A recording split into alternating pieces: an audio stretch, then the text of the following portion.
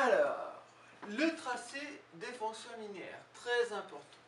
Ça, on l'a vu, une fonction linéaire, donc dans linéaire on entend ligne, donc une fonction linéaire est représentée par une droite passant par l'origine.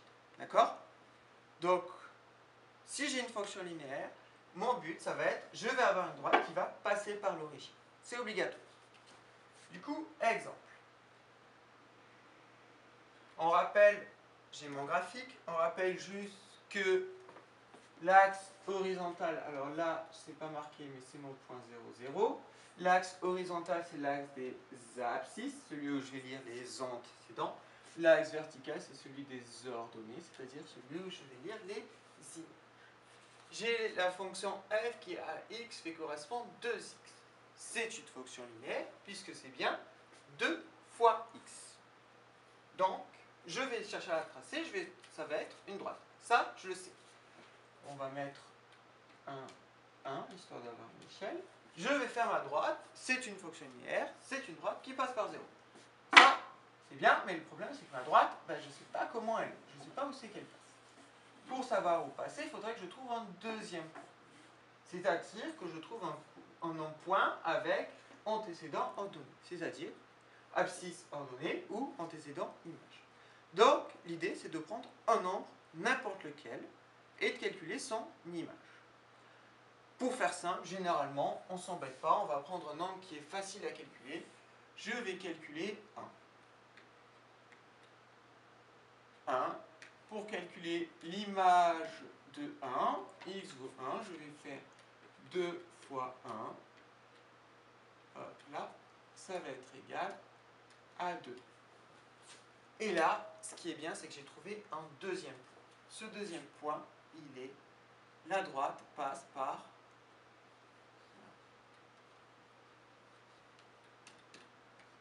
ma droite, elle va obligatoirement passer par le point de coordonnées. Je sais que quand j'ai 1 en antécédent, j'ai 2 en image, donc quand j'ai 1 en antécédent, c'est-à-dire en abscisse, j'aurai 2 en ordonnée.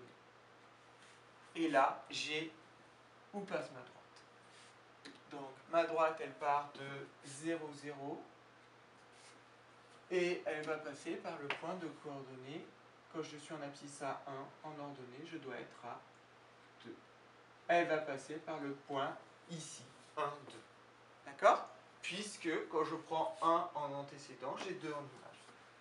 Je prends ma droite, alors là, on va faire comme on peut pour le tracé droit. Je pars de 0, 0, hop, là j'étais pas fini. Je pars de 0, 0, je passe par mon point et ça continue. Je lâche. Évidemment, vous, ce sera plus simple sur votre cahier. Vous pouvez, ou sur votre feuille, le prolonger de l'autre côté. Il n'y a pas de raison. Je peux mettre aussi partir de la négative. Voilà, et j'obtiens une droite. Ça, c'est là. Alors, je sais, hop là, c'était pas le stylo. Ça va être bizarre. Alors, certes, c'est une droite, mais nous, on va parler de ça, une courbe représentative de f. C'est la courbe, la droite, qui représente la fonction f. C'était le premier exemple.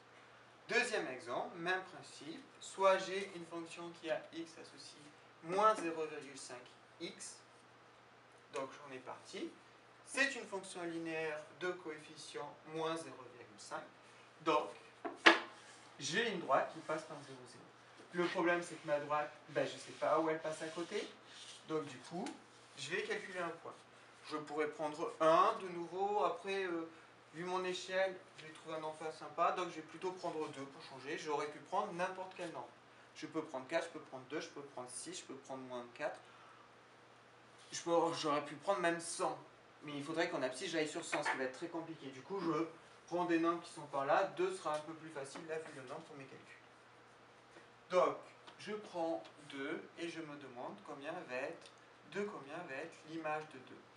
G de 2 égale moins 0,5 fois 2, c'est-à-dire moins 1. Conclusion, l'image de 2, c'est moins 1. Ça veut dire quand j'ai 2 en antécédent, en abscisse, j'ai moins 1 en ordonnée. Parfait. Donc, ma droite doit passer par ce point-là. Ce point-là, je peux le retrouver, s'il veut bien se prendre. On va se mettre en droit. Quand je suis à 2 en abscisse, donc 0, 1, 2, je suis à moins 1 en ordonnée. Et bien là, je peux tracer ma droite. Alors, on va prendre une couleur différente histoire de faire joli, mais je me place bien là. Et même principe, il n'y a aucune raison que je peux la prolonger aussi de l'autre côté en étant bien droit. Moi, elles sont pas superbement tracées, mais vous avez compris l'idée. D'accord. Là, j'ai la courbe représentative. Je prends mon stylo. J'ai la courbe représentative de G. C'est la droite qui passe par 0, 0 et 2. Ce qui est intéressant à repérer et ce qui va vous guider sur le fait de vous tromper, si vous êtes trompé ou pas, c'est la suite, à savoir, est-ce que ma droite monte ou descend. Ma droite, elle peut aller de tout là à tout là. Je vais considérer que cette droite monte parce que quand mes abscisses avancent, quand je vais dans le sens des abscisses, ben je vais vers le haut.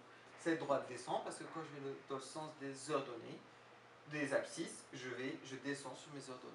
D'accord ? Ce qu'il est intéressant de savoir et de vérifier, c'est la suite. C'est-à-dire que si